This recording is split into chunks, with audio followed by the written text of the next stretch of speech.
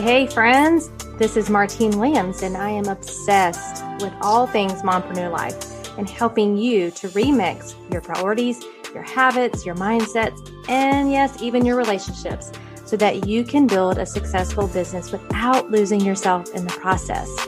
I'm also obsessed with the color turquoise and lyrics of the 80s and 90s, but that's beside the point. Girlfriend, you don't have to hustle 24/7, 365 and continue to sacrifice your health, your relationships, and your sanity to be a successful mompreneur. As a small town girl living in a lonely world to a six-figure mompreneur, I am here to teach you how. There is a better way, and this podcast is your one-stop shop for all of the how-tos, the encouragement, the life hacks, the success tips, and of course, a little side of tough love. This is the Mompreneur Life Remixed podcast. So let's do this.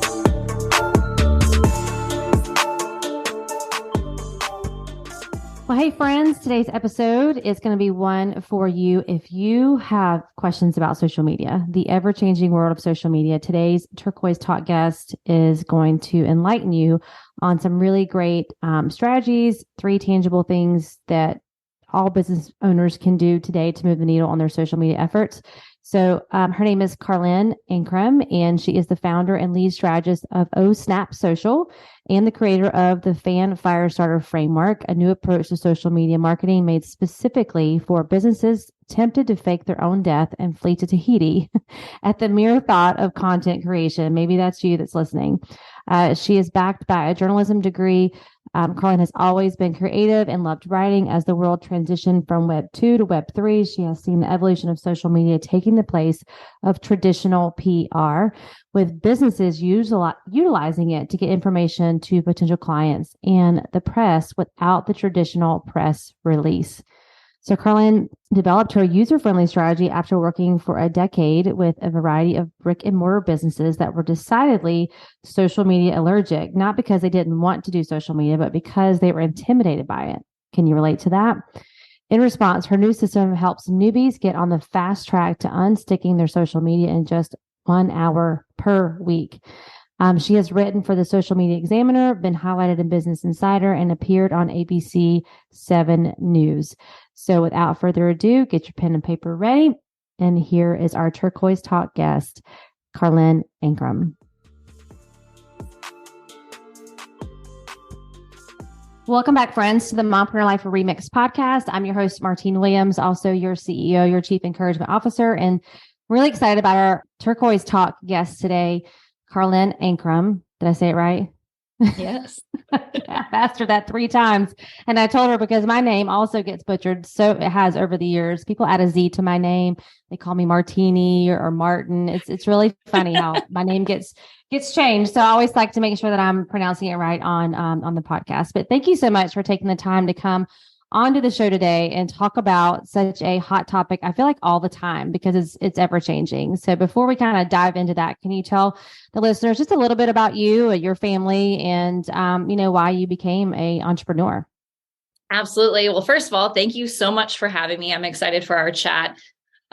Where do I even begin? I have a background in journalism. And so I've always been a storyteller, even since the age of 10 years old, opening my composition book and writing my 10-year-old thoughts, which turns out was nothing but going to the pool every day with my best friend and waiting for the ice cream truck. Like that was the highlight of my day.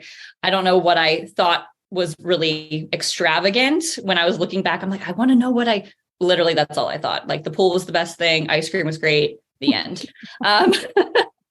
But in my years of, diving into the journalism piece, I never really wanted to be that, magazine editor, newspaper reporter. Like that wasn't for me. And so I spent college trying to find where I fit. And it wasn't until a web comms class came about that I realized there was this connection between PR, social media, and journalism in terms of telling stories in real time in that 24-hour news cycle.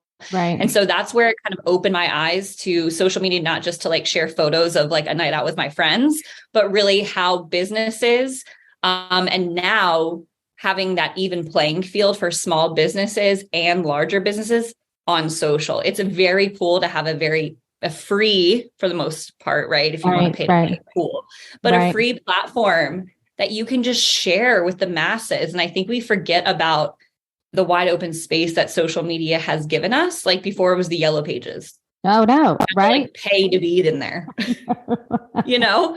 And now you can just like post on social media for free with the right strategy to be seen. So I thought that was really cool. And so I started down my career path in that space, web comms, with the ability to tell stories through video, through photos, through the written word online. And I, worked my way up, kept working for startups, which was great experience because it had me building strategies over and over and over again until they would run out of funding. And then I would just keep going, find the next startup and do it. And it got to the point where I worked for an agency and I was like one of, I think, 5 people in their agency. And I was like, I was doing all the client comms. I was doing the account management. I was managing all the social for all 7 or 5. I can't remember how many people worked for the agency at the time, but all of our Twitter accounts with different voices. I was like, I can do this myself. Yeah. Right. And I always had that entrepreneurial spirit. And so after, having a job in that 9-to-5 job in the social space, I knew that I could take it and run with it. I had been building something on the side for about 3 years before that. Right. And it wasn't until I got to that agency that I was like, and I was turning 30 and I was like, it's either now or never. Like I'm either doing this or I'm not going to do this and live with the regret of not doing it. So I went all in and that was almost 5 years ago. And do you work with small business, online businesses? Like who do you work with? Mostly service, service providers, small businesses, all the way up to the larger companies. It just depends on within our Fan Firestarter framework, the advanced level. Like, are we implementing it for you or are we consulting you and giving you the strategy and kind of the talking points to do it on your own? Because truth be told, like I can't be, you as a small business owner in front of a camera, at least not yet until AI gets like super fancy. I know we were talking about that last night. It's kind of scary. Some of it, again, as a mom of 2 students, I just think about teachers, like how are they going to monitor that? And it's a beautiful thing for those that don't have that. I think we all have a piece of creativity, but it's a little bit harder for some to write content and, they want to get their name out there and they want to build those relationships on social. So it's pretty remarkable. If you haven't tested AI yet, you should test it just to test. Yeah. Just do it. Your mind will be blown. If anything else, you'll be like, wow. Like if you have to plan any events, anything, it's pretty crazy. But what would you say are the 3 tangible things business owners can do today to move that needle in their social media efforts? I mean, it just seems like it's always changing and you see different people doing different things. And I think that's the hard part as a mompreneur is we look at what everybody else is doing, but we don't understand their strategy, right? We don't understand what their end goal is. So, but I know there's some tried and true, like the 3 things, right, that they should be doing. All of them should be doing. So can you kind of share that with them? Yes. And I love that you pointed out, like, keep those blinders on, like stay in your lane and reach for your goal, because it's so easy for us to like, if we're swimming our race, pop our head out of the pool and look around and be like, where's everyone else? And then we lost sight of where we're at. So I love that you pointed that out. And so I think the 3 that I give, and it changes, as you mentioned, my advice today might be different come, a week from now, who knows? Right. Yeah. Like, it's part of the glory, part of the fun and the frustration is what I always say.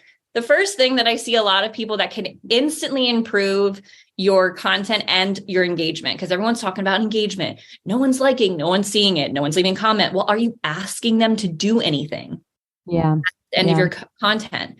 And are you making it easy for them to answer the question or to engage with your content? A simple example, drop a thumbs up emoji if you agree with me.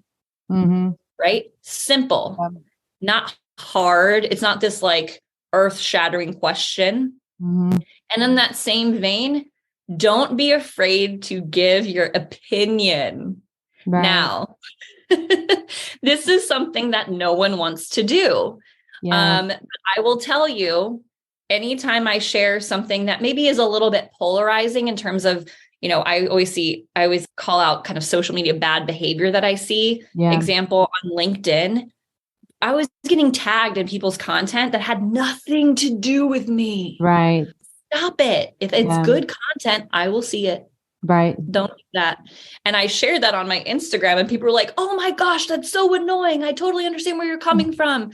So it attracted the right people to me and repelled the people who aren't for me. Yeah. And I think that's the ticket in creating opinionated content and finding those messages that you really at your core, like believe in from your business standpoint, because that will only bring the right types of clients to your digital front doors and shut the door on the people that don't even belong there anyway. Kick them off the front stoop, if you will. Right. So that's another tip is, think about those FAQs that you get and figure out that polarizing opposition that maybe is different even from your competitor, or I don't like using the word competitor. I like using community. Right. Yeah. There's 801 million, social media people, and not everyone's going to be for me. And that's okay. Just like, whatever your business is, if you're listening to this, there might be other people that are in your same niche. Keep your eye focused on where you want to go. Lean into who you are. And that's my third tip. Lean into who you are. Because I've seen when you're keeping up like with reels or trends, if it doesn't feel authentic to who you are, your audience is going to be able to tell. Yeah, for sure. I've seen that. I've seen that play out. I had a client that she's like, I really want to do the trends and I want to do the lip singing. And I was like, okay. And we did it and it flopped. Why? Because her audience could tell that she wasn't really comfortable. She thought that she had to do that to get seen and noticed. Yeah. As soon as she started doing the talking head ones that leaned into her expertise, who she was as a person, and all of her quirks and flaws, that's when it started to stick. And more views came and engagement came. So those are the things that I think people glaze over. Or like stuff it down and be like, I'll just go do what I think is, but people can tell. So those are my three. There's many more, but oh yeah, for sure. And it's just not as fun for you either. If you're trying to be someone you're not, that takes the joy out of the process. And then it's kind of like people get attracted to you and then they actually come to work with you and they're like, who is this person? She's not anything like the person that I saw on social media.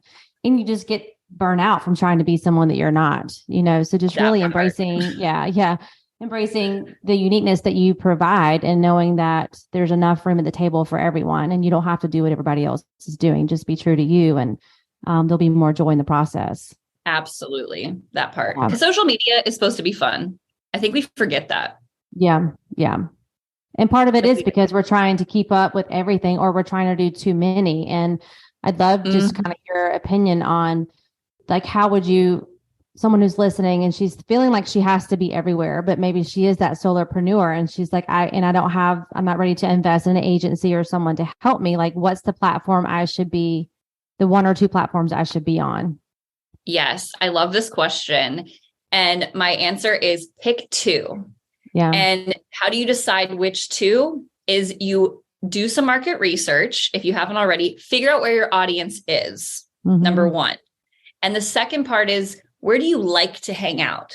Where do you know that you can be consistent week after week after week? Yeah. And so for me, as an example, a lot of my clients come from LinkedIn, business to business. They're there to do business. They're there to build the know, like, and trust. They're there to get information and education. Awesome. Right. I like to play on Instagram. I like the stories. I like to show behind the scenes. I like to show that I got coffee and like how freaking delicious it is. Right. That's where people get to know me for me. But I also know that I can be consistent over there because I like hanging out over there. Right. I know business comes from LinkedIn. Instagram is where I like to play and build relationships with other people like myself, other social media professionals, because let's face it, we're all on there too. Right. You know, and that's where I kind of divide and conquer. That being said, I also feel that pressure myself because, you're a social media professional. Why aren't you on all the things? Right. Yeah. And I go into this explanation. And I also have the realization that I look at my Google Analytics. the numbers also play a role in this. I look at my Google Analytics for traffic, referral traffic from social media, and Facebook is one of the ones that refers the most traffic to my website. And so I keep that going, but I don't play a lot there. Right. So, and I know not a lot of business, but it's the education that's keeping people engaged there. So it's a strategy that I put in place, but I also have a very inherent realization of where my audience is truly hanging out, where I'm grabbing business from. And so I think the biggest takeaway in terms of market research is when you will have that contact us form or whatever on your website, make sure you ask people where they've heard about you. Yeah. A lot of what we do is a referral-based business. So one, it'd be nice to know who referred you, but two, where did you hear? Was it from a podcast? Was it from Facebook? Was it from Instagram? Like that helps you also lay that foundation and know where to go first. Yeah. I love that. A place that you're playing and building relationships, but also a place where you're working with business, on LinkedIn. I need to do better about LinkedIn. It's on my goal sheet for sure this year. I've had LinkedIn forever, but I have not done much with it. And so just recently launching my new website, I've tried to be over there a little bit more, but it's so foreign because I have not been on there. It's different, but in the best way. Yes. And I want to be there. Yeah, I definitely want to be there more. And so that's definitely on my goal list. And you mentioned like analytics. So what are some things we should be really watching and measuring so that we know what we're doing is effective, right? Because that also leads to burnout as an entrepreneur. Is you're going and doing, but you don't even know what's working because you're not pausing to reflect and look at those numbers. So what are some key measurements we should be looking at? Yes, absolutely. First things first, set up a goal for yourself. And I want you to think beyond vanity metrics. So like think beyond how many follows and all that. I want you to think beyond that. How many, website views are you getting from your social? How are those dots getting connected? And so setting that up front. And what I always talk about to clients is like that SMART goal. We've heard about it in the business world, but I trickle it down and use it for social: specific, measurable, attainable, relevant, and time bound. Like you have to know it's attainable. And this is the part that trips a lot of us up as solopreneurs and business owners is you're like, okay, I have 1,000 followers right now. I want to get to 27,000 followers by the end of the year. Awesome. Right. If you put, is that even attainable? Like, what are you going to do to get there? Right. How long did it take you to get to the 1,000 views for 1,000 followers? Right. And why do you want 27,000 followers to begin with? Right. And so I do that a lot. I ask a lot of questions of my clients because I'm like, I love this goal for you, but it took you a year and a half to get to 1,000 followers. Right. I'm posting 3 times a week. Are you going to like double that? Or are you going to do it every day? Are you going to do a reel or go live? Like, what's the plan? And I can develop that strategy to help you get there. Right. But my other question is, why do you want 27,000 followers? Right. Yeah. And so the things that I would tell people to look out for are when you're creating content, how many views are you getting and how many non-followers are seeing it? That's easy to do for reels. I wish the reels metrics were better. They're just not. Too. Yeah, they're just not where they need to be. I mean, we have some now, so I guess like I shouldn't be complaining because before when they first launched, there was nothing. I was like, how do we even know this is awesome? Right. So look at that. Keep up with the algorithms, and because I've actually had to tweak some of my SMART goals from an attainability standpoint, because every time Masari, who's like the owner of or the CEO of Instagram, goes live, I kind of like have a brief meltdown and panic. I know. Attacks. Yes. Are you the same way? I have my bell on and I'm like, oh crud, he's live. What now? Right. What's happening now? What's coming next? Yeah. What tactic are we stealing from TikTok this week? Right. And so I think it's looking month over month and looking week over week. And by week over week, this is something that I tell my team as well. If you're posting, let's just say 3 times a week, I want you to do like the peak and the pit of that week, which was like the peak content. Why did it perform well? What was the pit? And then why did it maybe not perform as well? And then I always say, make it 2 or 3 executive summary around Why did it do well? Why did it not do well? And what was going on in the world around us that maybe influenced that success or failure of that particular, not even failure, the lackluster result of that post. Right. Because I had clients come to me, I think it was like last year in April, it was a 3 holiday weekend. There's 3 holidays happening all in the same weekend. They're like, my engagement tanked this weekend. I was like, well, people are not on their phones. Right. Yeah. Yeah. And good for them. Right. You know? Exactly. Yes. But making a note of that will help me as I'm running the monthly metrics to say that's what was happening. Because we are, as business owners, have to be hyper aware of what's happening in the world around us and make a note of that so we don't get like down in the dumps about maybe our content and perform as well in February. Low key, February is a short month. You're gypped 3 days. Right. Yeah. Yeah. You know, and so the metrics aren't going to be as maybe high as January. Yeah.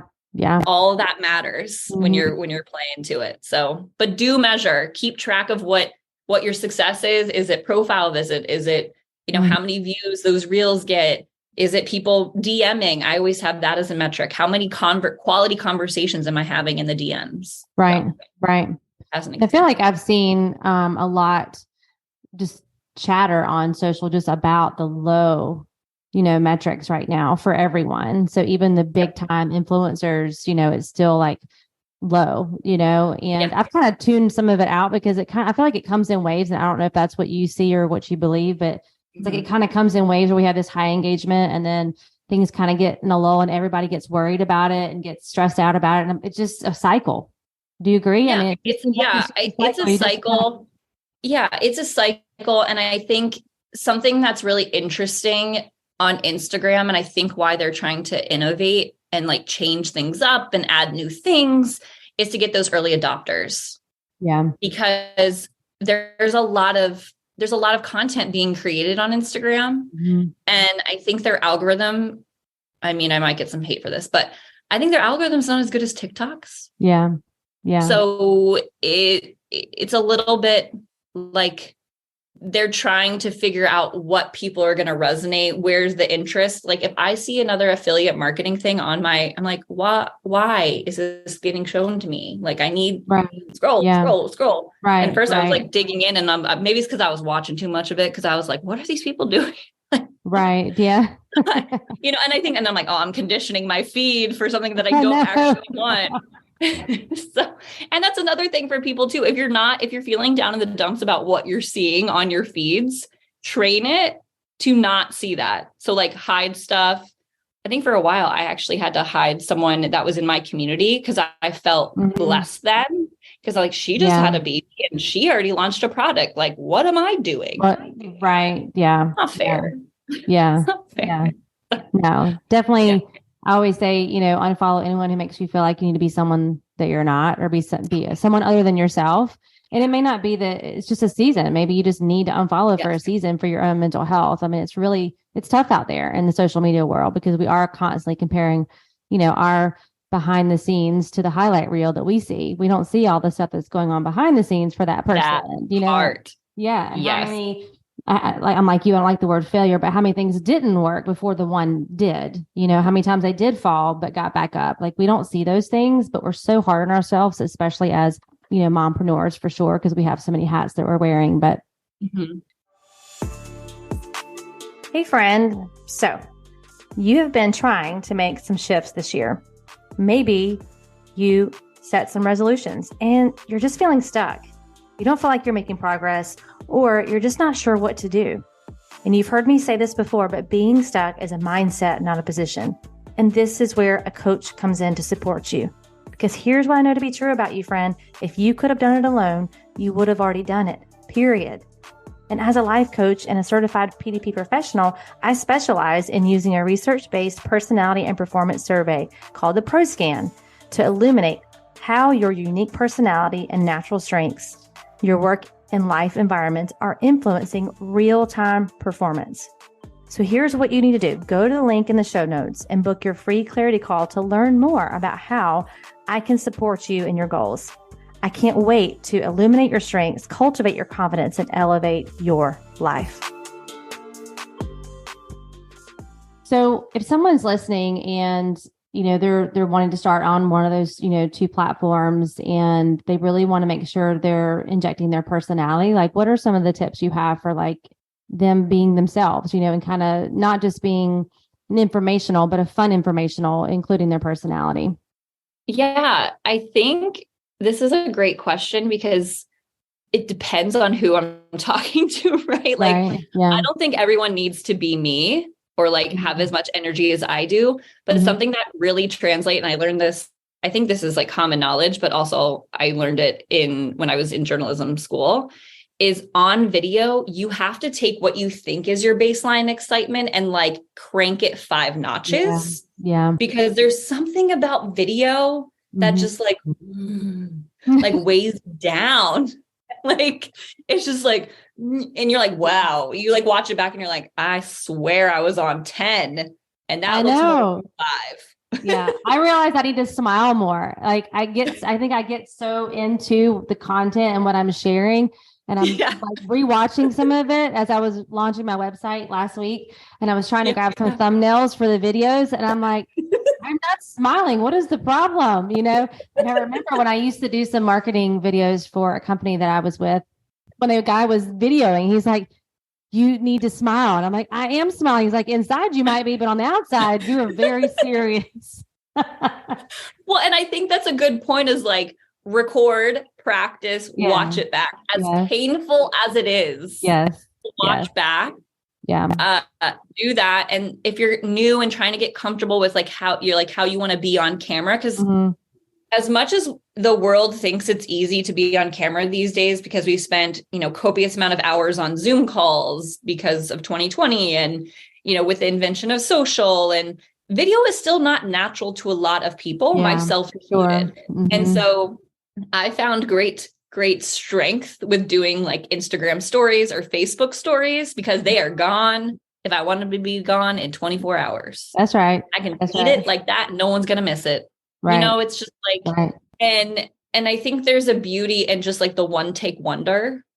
I always encourage my clients to not script everything out, bullet it out, and then whatever flows. And I will tell you, when I'm helping people within my content and a snap sessions, when I'm helping them get the knowledge from their brain out into the world, they want to sit and script everything. I was like, that requires you to be 2 in your head. I said, you have so much knowledge that just will come out. The first take is always the best take. We do it we do it 2, 3, 4 times. And they're like, yeah, the first one was the best. I know. Because they're not in their head yet.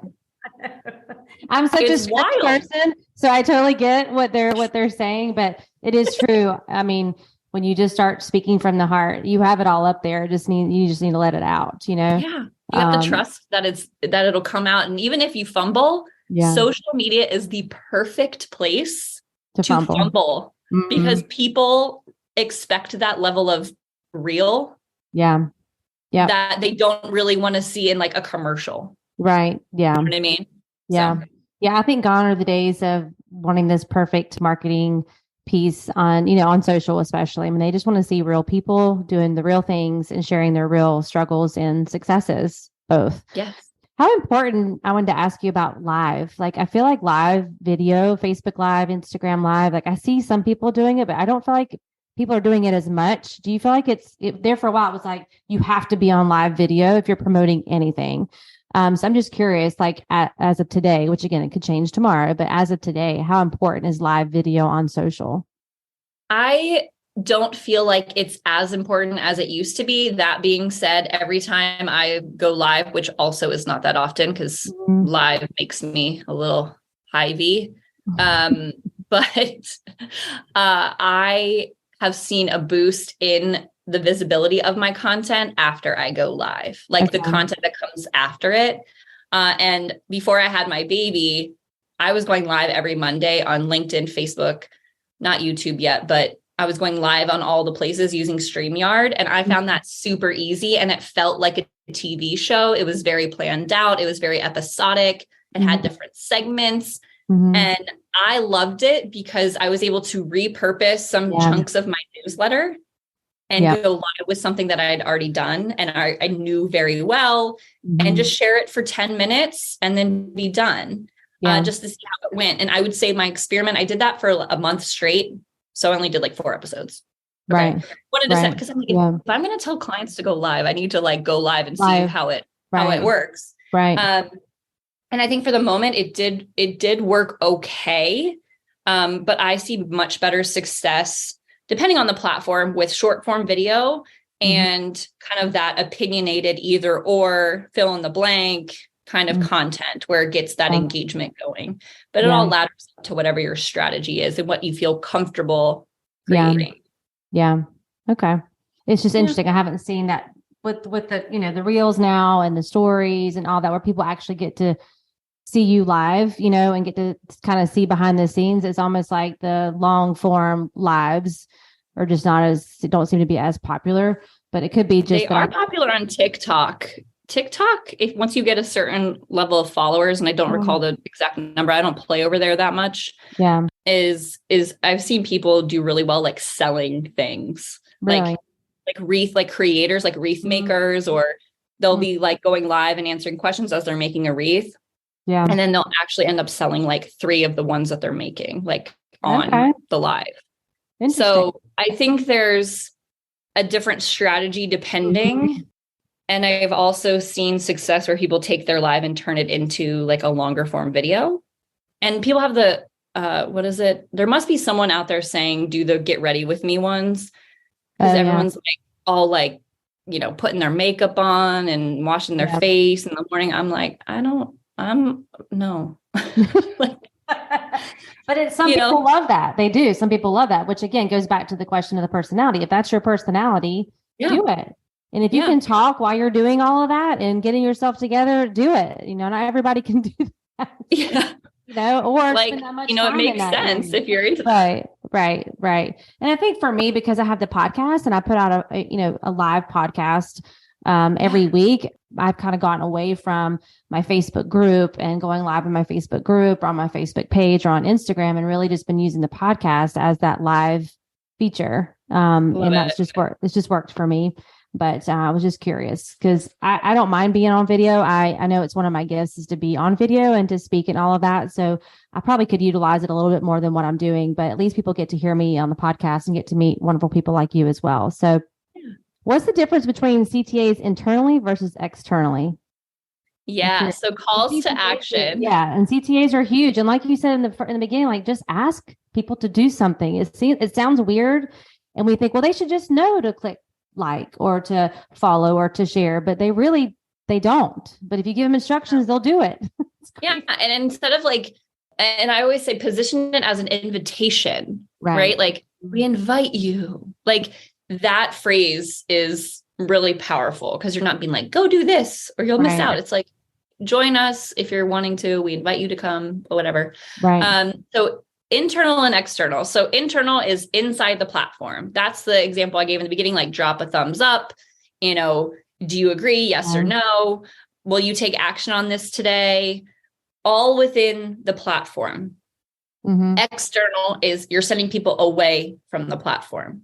And so again, this all ladders up to your goals. If you want more engagement, you're better off keeping people on the platforms. These platforms are fickle. They do not want you to leave them. That's why if you look at your analytics, like on Facebook, link traffic. If you can get link traffic to your website and get people to read, woohoo. If not, it's because Facebook doesn't want people to leave. Right. They want them to stay. Right. Same with LinkedIn. I still haven't been able to figure out whether or not, because the data hasn't showed me one way or another.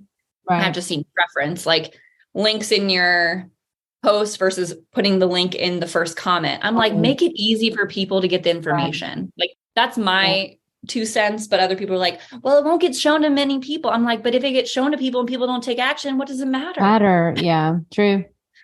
Yeah. So that's the difference between internal is like keeping people engaged on the platform or taking them off, which is the external. So, visit my link, register here, learn more, and then you give them something else to do. Yeah. So solopreneurs, and they're trying to, and that's what Mompreneur Life is. That's why I created this podcast is, to help remix the priorities and keep keep your business in its priority bucket and then have your life. I mean, you have a life outside of your business. And sometimes, especially if you love what you do, it's very easy for those lines to get blurred. And sometimes you spend way too much time on your business and not enough time on enjoying the life that you're trying to create from your business. So what advice do you have for those that are solopreneurs? They're trying to do all the things, right? Grow their business, and they have a 10-month-old at home, and, they have a life outside of their business. Like, how do you advise them on that? Yes, I think the biggest thing for me, and it just happened 3 months ago, I was at a conference with a bunch of other mompreneurs. Mm-hmm. And it was the first, I've been part of this group for a while before I became a mom. And I just felt like I finally belonged there. And it was in that weekend where I heard from amazing speakers that made me refocus my why. Like, it had been there the whole time, but it was fuzzy. It was blurry. I couldn't really see it. It was kind of there. And it was, I want to spend more time with my family. Right. That's the reason why I started my own business. I don't have to ask a boss for time off. Yeah. I don't have to sit my butt in a chair from 9 to 5 when I'm done with my work at 3. That was the thing that I wanted by the time I was, 36-ish, right? I was like, by the time I'm 36, I'm going to have my business. It's going to look like this, And I'm approaching, I mean, I'm 2 years shy of 36, but I'm approaching that. And I have a 10-month-old, and she's my priority. And it felt for the longest time that I was chained to my laptop, which was the opposite right. of why I started a business in the first place. And I think it's just managing. I said yes a lot to clients that maybe weren't the right fit.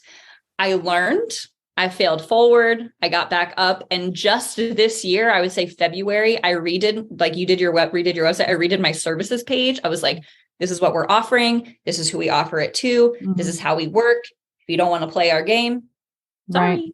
Right. This is what we do. Yeah. There's someone else. Go find someone else that can customize it. However, and I needed to streamline systems in my business so that I could, for example, take Fridays off in the summer. Right. Because I even had a conversation with someone at this retreat, and I was like, she's like, what do you want? And I was like, well, I want to take off on Fridays. She goes, who's stopping you? Right. I was like, it's so obvious, but it's not, when you're in the middle of it. Yeah. And sometimes you just need that boom upside the head for someone to be like, okay, well, you can do that actually. And, I told my clients, they were very excited for me. And by the way, if you have clients that are push back on that or abuse that, they don't belong in your sphere. Right. Yeah. Yeah. And that took me there's plenty out there. Right. Yeah. And I think we have a scarcity mindset that if we don't say yes to everyone and every opportunity that comes our way, then we're going to miss out on something. And it's really hard to wrap your brain around that sometimes, especially if you're a new business owner and you're trying to just get business in the door. It's easy to just get, overwhelmed with just saying yes to everything. But again, you want to be the one that runs your business, not your business running you. And so you have to set those clear whys. Why am I in this in the first place? Why am I doing this? And what do I want my schedule to look like? That is the beauty of entrepreneurship. It doesn't mean you don't work hard, but you work hard so that you can play harder, and you can spend the time on the things and the people that you want to spend time with. So and knowing where that cap is, I don't think I knew. Because I'm such a high achiever personality that I didn't know where the threshold was. Right. And then I kept pushing it. And that led to burnout. And then it just was kind of a mess. Learn from my mistake and kind of set the schedule you want first, and then build the business off of that, not the other way around. Yeah. And I think just listen to your body when it's telling you, you'll start feeling that stress. You'll start feeling that overwhelm. And in those moments, that's not the time to speed up and bulldoze through it and push through it. That's to sit back and say, okay, what's out of alignment here? What do I need to change up? What do I need to start saying no to so I can still say yes to these things? But I think as women, we're like, well, I'll just put on my superwoman cape and I'm just going to bust through it, and it catches up to you. And you mentioned, being burnout. And I always love to ask my guests if they've had burnout before. And if they did, what did it feel like? And kind of how'd you work your way out of that? So since you brought that up, would you be willing to share some of that? Yeah. Yeah. For me, burnout manifested as lack of creative juices flowing through my brain. Yeah. That was the scariest thing because my business thrives on me being creative. Right. Yeah. Yeah. Like, that's the thing, and also the creativity tied with motivation. Yeah. So I think all of that kind of started to pile on each other. Mm-hmm. And I was getting frustrated with it because I'm like, well, I'm not as creative as I used to be. Like, what's going on? And I didn't really tag it as burnout. And then I have a therapist, which if you don't have one, they're lovely humans. Get you one. They're lovely humans. And I went to her, not for anything in particular. I just was like, I just need someone to talk to. Right. And so that's not my husband and not my mom and not my girlfriend, someone that is a third party unbiased opinion. Exactly. So yes. I chatted with her. She says, that's burnout. I was like, okay, how do I crawl out of this deep hole that I'm in? Right. And it was the hardest and I still would say I'm kind of coming out of it. Okay. And it's making the choices based on my whys, number one, resting, not being tethered to my computer 24 hours, not being tethered to this 24 hours a day. And having the space to move my body. And in that movement, I have recently developed a liking to yoga. Used to hate it because everyone around me was like, shh, shh. I'm like, can y'all shh? Like, I can't concentrate because y'all are too loud. I can't do it. The first yoga class I ever went to with my girlfriend, we literally laughed the whole time when they told us to stand like a tree. I couldn't help it. I just started laughing and the instructor's looking at me like, this is not the class for you. You're like, I don't belong here. Okay. Yeah. I never went. So but for high achievers like us, you need that slower exercise. I need the slower, but I'm not one to sit on the couch with my eyes closed. Cause then my brain's like, I need to be doing something. Why is your lazy bum sitting on this couch right now? Get up, go do something. You have to train your brain. You have to train your brain and train yourself to kind of calm it down. So yoga's been great. I've been loving that because it allows me to be still in my mind. Yeah. But also move my body in a way that I'm actually used to moving because I teach dance part-time too, as if I'm not busy enough. I teach dance part-time. So it's very comfortable in how my body can move in that way. But yeah, so it's just looking at the overall holistic picture, why you started your business, and then backing it up from there. Right. And knowing where your threshold is, because I was tackling too much. Yeah. And then find you people that will help you honor your boundaries that you have set for yourself. Yeah. That has been huge for me. Yes. Because not everybody will. And that's not your problem. That's theirs. Boundaries are not to keep people out, it's to keep you together. And once you understand that internally and they understand it, some are going to be okay with it and some are not. You're just going to have to bless and release for your own mental well-being and for your family, and for your business. I tell my clients all the time, I say it on social media all the time, your business, your parenting, your marriage are only as healthy as you are.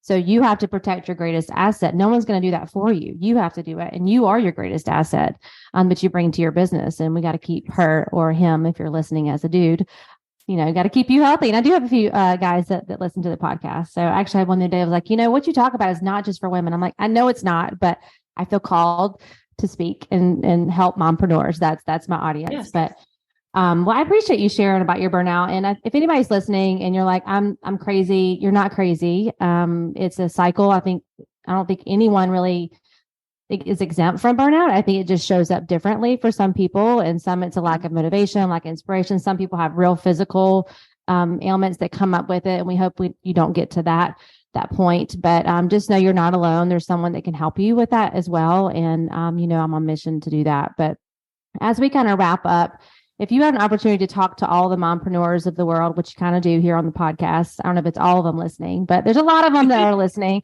What's one piece of advice or one thing you would want to make sure they knew? It could be specific to social media or it could be just as a business owner. There's so many tips that just flooded my brain. I think the biggest thing is to give yourself grace. Mm-hmm. Give yourself grace in how you show up on social. Give yourself grace. And when you take time for yourself and you feel all of the guilt in the world, give yourself grace when maybe you had a not so great day and you're a little bit out of sorts. Right. Just, give yourself grace within your business as you're growing it with intention, and have some freaking fun. Yes. Yes. Have some fun. We have lost the art of fun as mompreneurs. I think just as women, like everything we do, we feel like we have to have a productive end. I'm like, no, you can just do things for the sake of fun. You really can. I don't know where we got sidetracked with that, whatever life hit us and made us believe that we had to be these producers of things all the time. Right. Yes. I wish y'all could see her right now doing the robot. Yeah. Always producing. We're not human doings. We're human beings. And sometimes you just need to be and have fun. So thank you for that reminder. So we'll put all of the links to connect with you in the show notes, but you want to just kind of audibly say as well, like how can they best connect with you? Yeah, you can connect with me on Instagram, Snap Social Karlyn, Karlyn, LinkedIn. I'm there if you're a B2B type of person. We can hang out. Other than that, you can check out some free resources at osnapsocial.com/resources. Awesome. Well, we'll put all those links in the show notes for everyone as well. Thank you so much. This was a fun conversation. I always love, there's always so much to talk about with social media. We could talk probably for another 2 hours, but easily. I appreciate all the tips that you provided. And I will definitely put everything for them to connect with you in the show notes. So thank you so much for taking the time to come on today. Thanks for having me. It was awesome. All right, friends. Well, I will catch you on the next episode. And I'm believing in you always.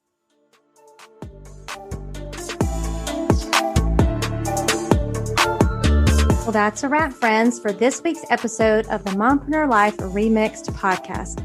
Thank you so much for listening and for following the show. It means so much to me. And listen, friend, sharing is caring.